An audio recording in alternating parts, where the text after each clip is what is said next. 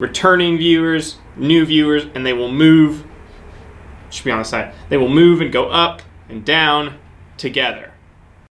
So YouTube has finally given us a metric that they have been teasing for a while. Currently, it's mostly an experiment, but even as an experimental basic form, it's still pretty exciting. YouTube has given us the ability to see how many of our viewers are returning viewers and how many are totally new viewers. Let's talk about what that means. So this metric is currently labeled as returning viewers, and you can find it if you go to your analytic page, you go to the overview, you go over here, click on audience. First thing that comes up is this returning viewers tab. And it's going to look something like this, right? With like the blue line for new viewers and the purple line for returning viewers. The ratio might be different depending on your channel. This is very, very new, but so far we've seen kind of two basic trajectories in terms of how these things get expressed. Either it looks like it does here on the little monster page, where new viewers is kind of a roughly stable metric. It's a blue line that's slightly above kind of the returning viewers, except on days where we upload, where we get a significant bump up in returning viewers. The other thing that you'll see, just a very stable ratio of say like 3-to-1 returning viewers that's constant across like an entire period for a channel. Like it might fluctuate a little bit,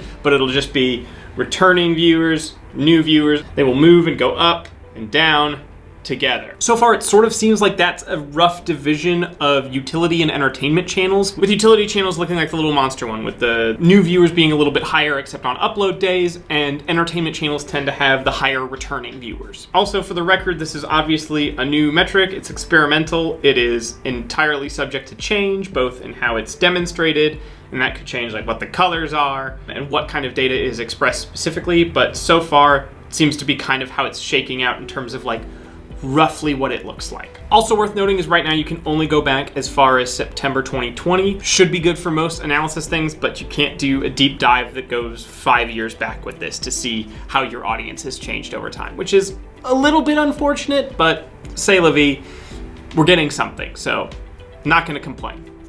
I am gonna complain actually a little bit later on, which is mostly just a case of like, here are other things that we'd like to see with this, but we'll get there. So what does this metric tell us, and how can we act on it? And can we act on this information at all? Or is this just kind of like a need to know thing? Good news, it is useful to know, even if it is a little bit basic. There are ways that we can use this, so let's get into that. First is the use case that's put forth by YouTube over here in the bottom right corner in this little chart guide. Like this is basically telling you how to kind of interpret the guide, and it's saying, hey, if you have more returning viewers but really low new viewers, then you have like a really dedicated audience, but maybe there's a way to expand it out. So maybe you want to be a little bit more experimental if you're looking to grow. And if you have mostly new viewers, like, yeah, you're definitely attracting people, but they don't seem to be retained all that often. So maybe you need to tighten up your programming, find your core value proposition, and like make that really crystallized and focused so that people want to come back. That might be a sign that you're doing something a little too unfocused. If you click on the Learn More tab, you'll get kind of like a bunch of like pretty simple questions about like, what does this mean? What does that mean? Should this number be reflected somehow in my subscriber count? The answer there is no, because your subscriber count counts for very, very little in terms of how often your videos are or aren't promoted. But at its most general view, this idea of having a more focused audience means that maybe you want to experiment, and having a less focused, less loyal audience means that maybe you want to tighten up your programming is pretty good advice, and it's something that you should be examining anyway. Secondly, this lets us do a little bit of throwing away of traffic sources being a stand-in for the idea of new and returning and growing viewers, which is something that we kind of had to do previously, right? So before we had this metric, before we had it telling us who are the new viewers, who are the returning viewers, we would do this roughly with traffic source, which usually in this case is going to overview, is going to clicking to see more, clicking traffic sources, and then having to do some back of the napkin math. And it's actually interesting because in some ways it does validate our rough estimate. So broadly speaking, across YouTube, we tend to generalize that suggested views represent a new audience as well as the super loyal audience, because it's either people that are finding your videos in suggested for the first time, because they're very unlikely to see them in browse if it's their first time seeing a channel, as well as people who have watched one of your videos and then watched the next one and the next one and the next one and the next one as they come up in the suggested tab. Browse views tend to represent a core audience, and they tend to be highest on days where you upload, because when your content is freshest, it's most likely to be on the home page, and your most core audience are the most likely people to be there on day one watching from the browse page. In our case, that works a little bit differently because we're kind of a utility channel, but you can in fact see, similar to the graph, there's a much more stable suggested with browse views spiking on specific days. And we actually see the graph mimic very closely search in our case, which is generally a little bit true for utility channels. Like instead of suggested, you see a little bit more search, because if it's a piece of useful information, like if I'm looking up how to replace a spark plug, I'm not gonna then also watch a suggested video on how to replace a carburetor. I probably don't need that information right this very minute. In fact, I'm probably going to go replace my spark plugs, which, as you might imagine, does in fact make utility channels a little bit harder to pull off than entertainment channels, because it's very hard to retain an audience when they're here for a specific, discrete, useful bit of information.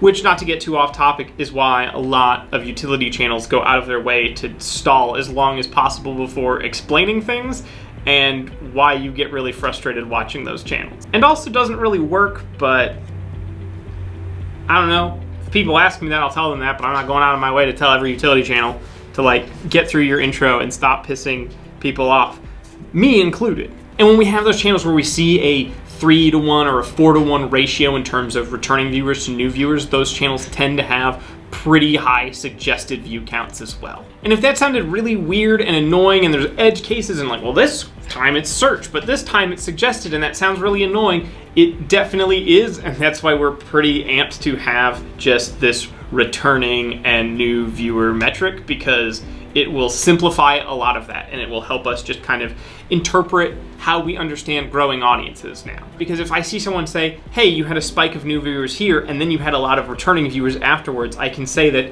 that suggested was your audience growing, and now it's moved over to browse, and this is why. We can say that like much more definitively. It's always nice to have actual specific information as opposed to kind of having to like read Dragon Knucklebones. Thirdly, if there's a particular video that spikes or takes off, we can use this to help interpret what happened and what lessons we can take away from it.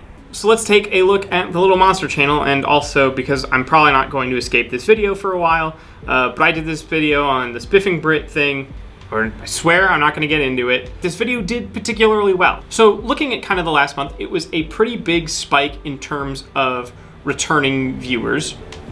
Like better than the average for kind of the last month, but not like setting the world on fire. But it was the biggest point for new viewership on the channel. We saw more people that we hadn't seen before, which is pretty exciting.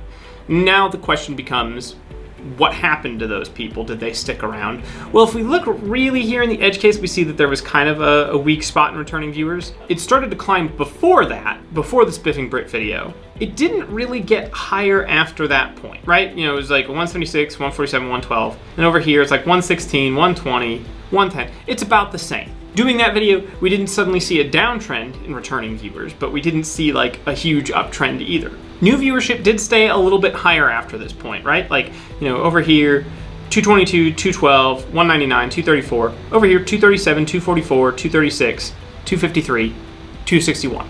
It's a little bit higher. So because there were not other videos uploaded during this time, we can start to say different things like, this didn't seem to create a situation where there are a bunch of people who saw that video who hadn't seen us before suddenly sticking around and watching the next thing and the next thing and the next thing. We see when the next video was uploaded, that did not significantly change our returning viewers. In fact, they had like a little bit of a weak spot, and then they recovered after the next video, but they weren't like the best in the period after that time. So we did not retain a lot of people from that video, but we have seen since doing it an increase in the number of new viewers. So what does that mean? And does it matter? Like if the views are coming from somewhere and not somewhere else, does that matter? And maybe. What this is kind of telling me is that, for better or for worse, because it was a video about Spiffing Brit and that was a thing that was going on at the time, probably what happened is there was some link in the metadata. Not enough that like we were suddenly going to get Spiffing Brit's kind of viewership, but enough that like people who were curious or looking around found our video and kind of examining the situation. People that are there kind of You know, for the entertainment value of the video, not so much, but if somebody's like looking for a bunch of information, maybe they were more likely to come across our video. Or if they were looking for the Spiffing Brit video and they saw kind of like a call out on it, they might have been amused and been like, okay, well, let's like see what this is about. Which I actually think there's some of that because these people did not become returning viewers. If you're curious about like video and algorithmic performance and you see that video, I'd like to think that ours is the kind of channel you would stick around at. Whereas if you're somebody who's interested in the Spiffing Brit thing and you think that maybe there's a drama component to this, and then you'll see a very sad, partially sick person talk about math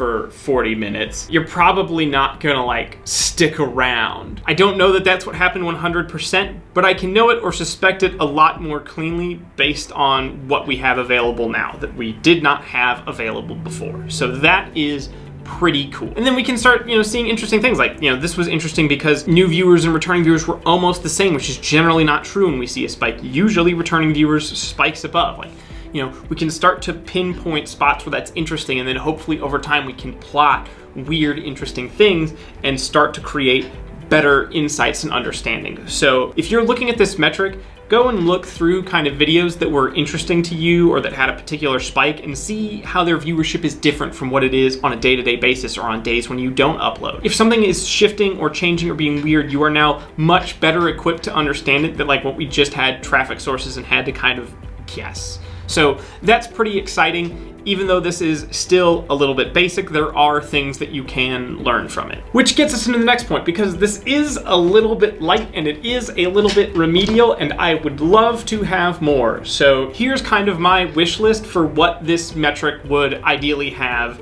beyond what it does currently. First, I would love to have more nuance in the types of audience members. So they did a thing with YouTube Insider and they were showing this off, and they had new viewers and like loyal viewers and casual viewers. And there was a difference between like the loyal viewer and the casual viewer, which was basically how much they've watched within a period of time. Like if you've just watched like 1 or 2 videos in the past 6 months, you are a returning viewer, but you're pretty casual. Whereas if you have watched every video in the last 6 months, that's different.